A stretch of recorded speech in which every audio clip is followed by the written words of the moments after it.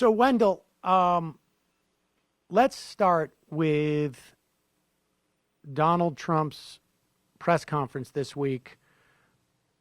All the insanity aside, he did actually address the Affordable Care Act, not with any depth. The guy clearly, well, I mean, I can pretend to give him the benefit of the doubt and just say that he thinks it's strategically smart not to talk about it, to get too in depth with it. But I don't think he has any faculties when it comes to understanding how the Affordable Care Act works. I don't think he knows what it is. All he seemed to say was, and this is important though, that we're not going to repeal and let it drag on till 2017, which of course was the original plan, or the second original plan, or whatever it was of the Republicans.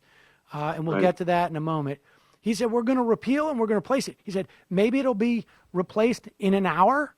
Maybe it'll be at the same time. Maybe it'll be a day later. And this all he seems to think this is going to happen. He wasn't talking about this, we're going to be doing this in 6 months. It sounded like once he has a Health and Human Services Secretary, he thinks this can be done there. My question to you is, how much did he ruin Paul Ryan's day by saying that out loud? He surely did ruin it because, first of all, there is no plan, no single plan that the Republicans have come up with, unless conceivably in the dead of night they've come together and, after all these years, agreed on a replacement plan, which I certainly doubt. What I think is going on is he probably, the health insurance industry lobbyists probably have gotten to him and said, look, you can't repeal this and say we're going to replace it someday, whether that's a month or 6 months or 2 years or 4 years.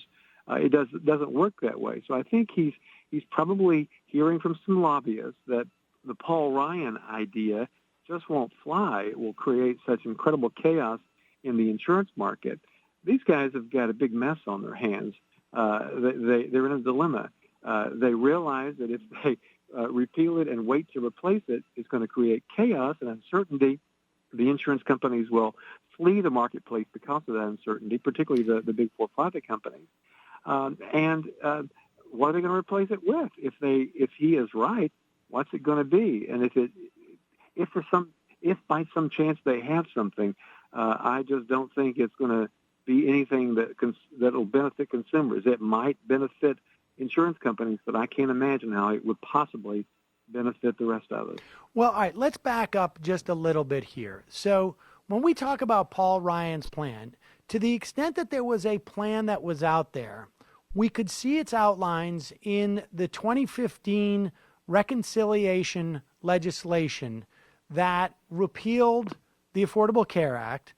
The House and the Senate passed it. They did it through budget reconciliation. And just to keep people up to speed, that is a mechanism wherein if the provisions in the bill all have to do directly with the spending of the government or the non-spending of the government, I guess. Yeah. Right. You cannot add amendments to this bill and you cannot filibuster it. So the Republicans were able to pass this in 2015. Now, of course, it went to President Obama's desk and he quickly vetoed it. But it was the most successful of the repeal attempts of the 50 some odd that the Republicans engaged in over the course of 8 years, I should say. But of course, they knew this wasn't going to work, so they never actually came up with a plan. And here's my question to you, Wendell.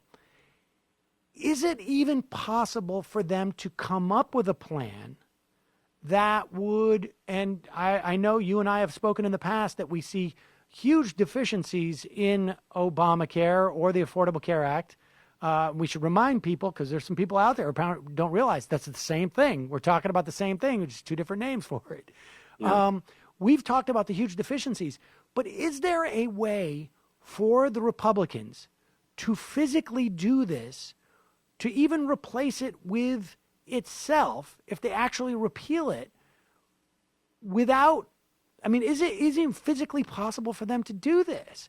Because If they repeal it, they immediately lower taxes on wealthy people, and then they would have to raise taxes, and they refuse to do that. Right. Yeah. It's an incredible dilemma. You're exactly right. The tax revenue would go away, but that tax revenue is essential to be able to enable people to buy coverage. We have to remember that the reason we did this in the first place is that health insurance for a big percentage of the population just simply is not affordable. And if the tax revenue goes away, there is no money to finance the subsidies that have enabled people to be insured since the Affordable Care Act went into effect. So no, your answer is no, it cannot be done. Now, the thing is, Sam, is that some of the Republicans don't think that it's that much of a priority to get people covered. To them, what is most important is the ideology. They don't like big government per se. Then they equate this as with that phrase and taxes. So they think it's more important just to get rid of the taxes and let the chips fall where they may. That's the pure ideology there. And there are a lot of members of Congress, Orrin Hatch among them, who said a few years ago that we can't essentially play by the left's rules. We shouldn't be pressured to insure as many people as the Affordable Care Act does. So if that prevails, then we're going to definitely see a lot of people unable to get coverage. They will lose their coverage. They'll not be able to afford it, and will be actually in a worse situation than we were before it was passed. We'll see even more. We were at 50 million people who didn't have insurance back then. You can rest assured it will spike much higher than that.